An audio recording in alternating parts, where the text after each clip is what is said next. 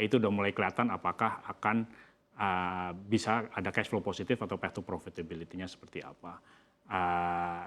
Jadi kalau 8 tahun bertahan menurut saya ini mungkin di atas rata-rata ya. Udah bagus ya? Udah bagus sih sebenarnya ya. Karena ya memang ditopang oleh ekspansi. Jadi ini mungkin kita juga tidak bisa seluruhnya menyalahkan kepada founders atau manajemen. Investor juga, kita juga dulu itu ya salah juga gitu, karena kita metriknya adalah growth.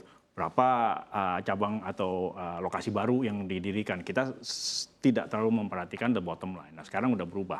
Kita pun udah lebih melihat ke bottom line. Jadi ini proses pendewasaan dari tidak hanya startupnya, tapi juga kita para investors. Jadi bagaimanapun juga, ini mungkin buat teman-teman ya yang mendengarkan juga ya. Startup kan ujung-ujungnya kan perusahaan juga, gitu. Jadi ya harus profitable gitu kan, nggak bisa sebuah startup. Dasarnya harus untung ya, juga. Untung gitu kan, perusahaan juga, PT juga gitu ya. Bahkan kalau kita buka kamus, definisi perusahaan rintisan adalah baru berdiri gitu kan. Tapi ya kan nggak bisa terus-menerus menjadi startup dan tidak profitable gitu. Jadi menurut saya ya ujung-ujungnya harus profitable. Baik, saya akan ke Pak Heru. Pak Heru, ini jadi menurut Anda di 2023 ini startup mana nih yang akan cuan dan startup mana pula nih yang akan semakin berat ujiannya? Apakah startup coworking space atau bisnis suara laba masih ada potensi naik daun tahun ini? Ya, kalau kita lihat di 2023 ini coworking space tentu mengalami fase-fase yang berat gitu ya. Walaupun juga ada potensi juga karena sekarang juga orang mulai kembali bekerja gitu ya, melakukan pekerjaan secara offline dibanding yang 2-3 tahun terakhir ini kita melakukannya secara online. Jadi sebenarnya potensi itu masih ada gitu loh. Kemudian juga misalnya kuliner juga tetap sebenarnya juga ada potensi gitu, tapi memang harus ada perbaikan-perbaikan gitu ya.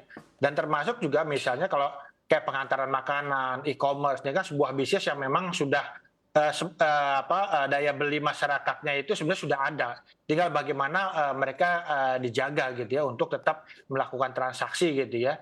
Misalnya tadi yang ongkos kirimnya seperti apa, kemudian juga pengantarannya juga harus dijamin, kemudian juga masalah yang utama itu kan adalah tadi pembagian keuntungan nih, atau mungkin ngambil komisinya gitu ya. Dan memang sebaiknya itu jangan terlalu besar juga. Ketika terjadi pengambilan komisi yang besar dan harganya jika dibandingkan di misalnya kita langsung ke mall atau pusat perbelanjaan gitu ya, itu harganya lebih murah, orang akan membeli ke sana.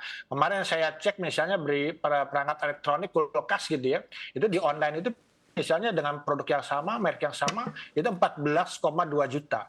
Sementara kalau ketika kita mengecek ke tokonya itu 13 juta. Ini kan angka yang cukup besar gitu ya. Jika ini dipertahankan juga bukan tidak mungkin yang tadinya unicorn, dekakon juga akan ya mengalami fase berat juga. Jadi tadi memang juga disampaikan Pak Edi, ini merupakan pembelajaran lah gitu ya.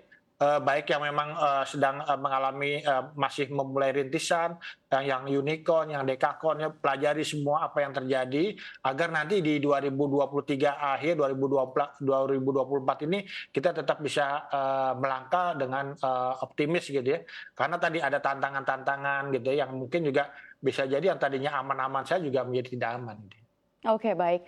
Terakhir untuk Pak Edi, kalau Anda melihat begitu ya perusahaan modal Ventura, BUMN kita yang kita ketahui begitu ya, Merah Putih Fund ini rencananya akan launching bulan Maret 2023. Ini Anda sebagai Ketua PMO Merah Putih Fund, bagaimana sih sebenarnya target penghimpunan dana kuartal 1 tahun ini?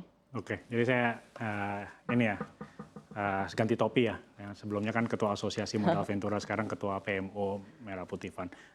Masih on track, memang agak delay tahun lalu karena proses perizinan di regulator, tapi masih on track. Kita targetkan tetap bisa menggalang dana kelolaan di akhir Maret tahun ini, dan mudah-mudahan di Q2 sudah bisa melakukan investasi ke Sunicorns, soon to be unicorns. Soon to be unicorn. Ya, apakah akan meleset dikit timeline itu wajar lah ya.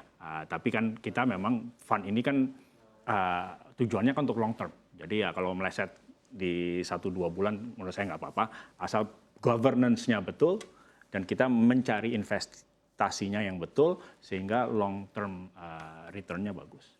Baik, karena tentu saja ini ada faktor-faktor internal juga yang mesti dibereskan begitu ya Pak ya, kalau misalkan sudah berhubungan dengan BUMN atau pemerintah begitu. Ya, tapi Anda melihatnya bagaimana nih kalau untuk pendanaan sendiri dari fund Merah Putih Fund ini? Jadi kita melihat ini actually good opportunity. Jadi karena kalau bagi tidak hanya Merah Putih Fund tapi investors in general, saat ini kan valuation lagi turun nih. Malah ini lebih kesempatan bagus untuk masuk kan. Sama seperti kalau kita di pasar saham kan, the best time to buy adalah di saat lagi terkoreksi kan. Yeah. Nah, valuasi startup saat ini menurut saya di level yang lebih masuk akal dibanding 2-3 tahun yang lalu yang jujur boleh dibilang adalah overvalue. Jadi menurut saya ini good opportunity untuk Merah Putih Fund maupun investor yang lain.